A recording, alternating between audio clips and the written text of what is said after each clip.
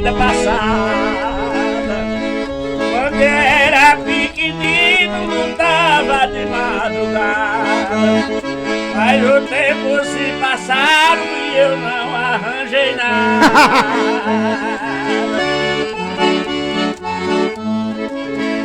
Minha vida era pesada, pois eu não fazia cor.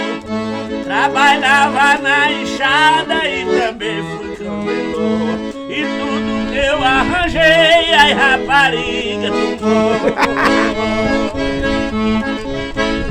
Hoje eu tenho meu valor, sou um homem renomado. Sou artista e tenho nome no Brasil condecorado. Graças a Deus, felizmente, meus filhos já estão criados. Eu peço a Deus das alturas, nosso Pai da criação, que me dê anos de vida e me dê mais compreensão, e garganta pra cantar no Brasil pra honrar. Peço a Deus felicidade, que me cubra de virtude, a Jesus lá no céu, porque Ele me ama, e me dê anos de vida, felicidade e saúde. Na vida fiz o que pude, meu amigo sanfoneiro. Eu sou um homem que luto desse Brasil altaneiro.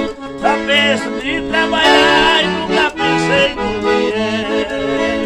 Eu me dando o pão do dia, eu estou maravilhado. Ganhando um pouquinho eu guardo, porque eu sou esforçado. Só resta dizer assim, oh meu Deus, muito obrigado. Só resta dizer assim, oh meu Deus, muito obrigado.